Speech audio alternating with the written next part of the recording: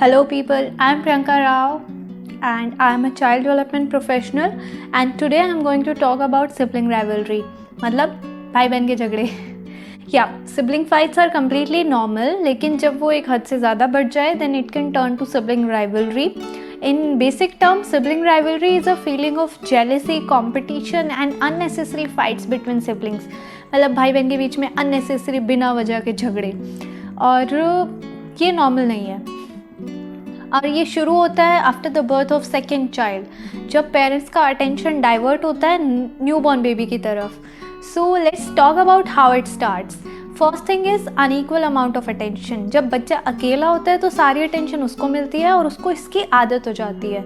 लेकिन जब घर में नया बच्चा आता है तो पेरेंट्स, ग्रैंड पेरेंट्स, सबकी अटेंशन डिवाइड हो जाती है छोटे बच्चे की तरफ भी, जिसको एक्सेप्ट करना हर बच्चे के लिए ईजी नहीं होता है. And some kids start hating their siblings. Second thing is favoring one child too much. Parents क्या करते हैं, जनरली छोटे बच्चे की हरकतें इग्नोर करके बड़े को बोलते हैं कि आप बड़े हो, आप एडजस्ट कर लो, या आप बड़े हो, आपको ध्यान देना चाहिए. And at one point it start affecting the older child. उसको लगता है कि हमेशा छोटे बच्चे को फेवर क्यों करते हैं. And parents do it unintentionally may be. In the support of this, I would like to quote a study here. University of Calgary and Toronto ने एक स्टडी की जिसमें अडल्ट से पूछा गया कि आपको क्या आपको लगता है कि आपके पेरेंट्स बायस्ड थे when you were kids? And surprisingly 85% adults said कि हाँ, उनके पेरेंट्स बायस्ड थे when they were kids. Now don't say कि हम तो ये बिल्कुल नहीं करते. Parents unintentionally do it. हो जाता है. Third thing is encouraging competition between children. पहले खाना कौन फिनिश करेगा, पहले ब्रश कौन करेगा, पहले होमवर्क कौन फिनिश करेगा, कौन फास्ट रनिंग करेगा. All these situations are encouraging competition between siblings. और सिबलिंग्स के बीच में कॉम्पिटिशन्स हेल्दी नहीं होते हैं और एनकरेज नहीं करने चाहिए. Fourth thing is forcing interest of one child on other. हो सकता है एक बच्चे को फुटबॉल खेलना पसंद हो और आपके दूसरे बच्चे को पसंद ना हो. दोनों को एक ही कोचिंग क्लास ज्वाइन कराना भी गलत है. दूसरे को लगेगा कि इसको पसंद है, इसकी वजह से मुझे भी जाना पड़ रहा है, या इसकी वजह से मुझे भी करना पड़ रहा है, which somewhere triggers the sibling rivalry.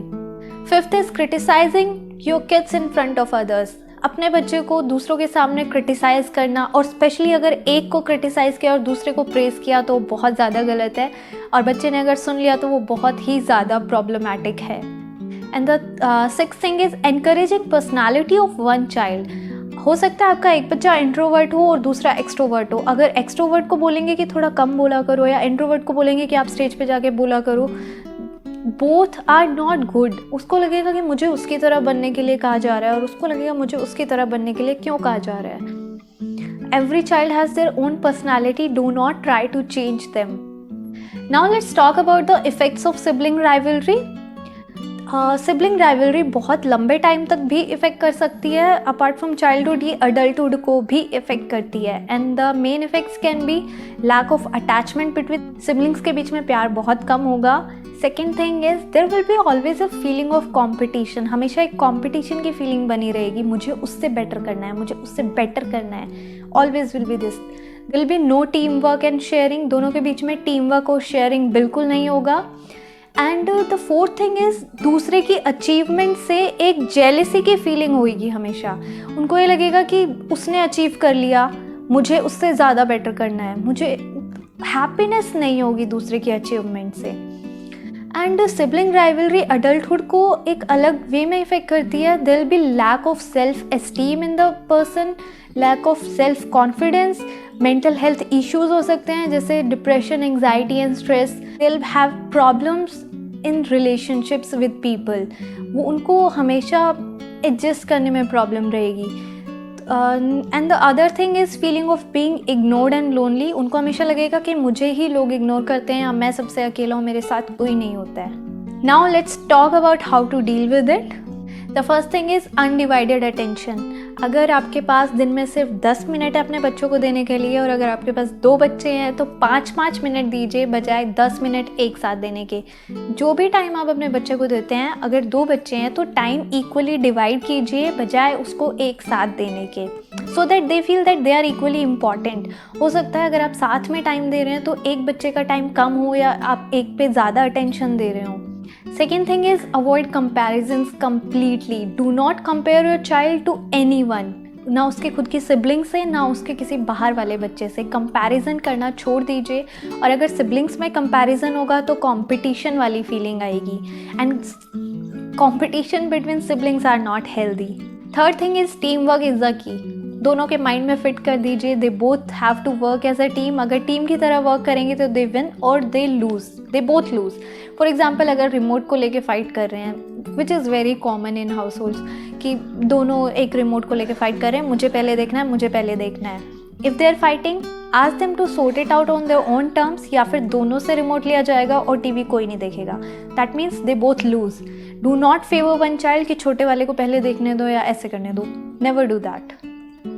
Fourth thing is do not push one child to catch up other. For example, हम छोटे वाले को बोलते हैं कि उसकी तरह पढ़ो, उसकी तरह स्कोर करो, या ऐसे करो, बड़े की तरह करो।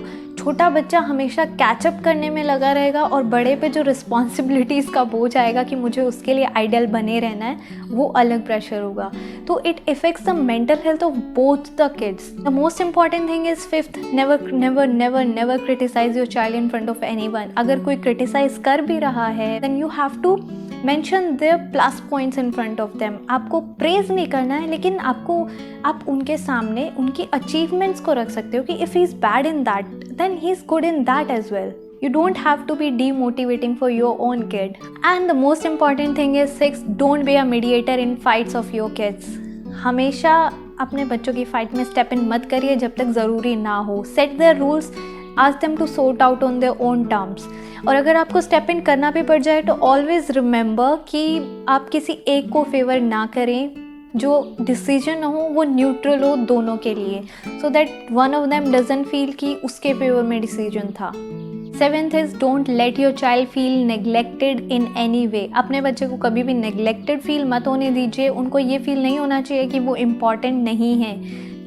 एज अ चाइल्ड और as a person, always tell them that they are important. 8th is प्यारी मम्मियों, पापा को आने दो फिर बताती हूँ, ये कहना छोड़ दो।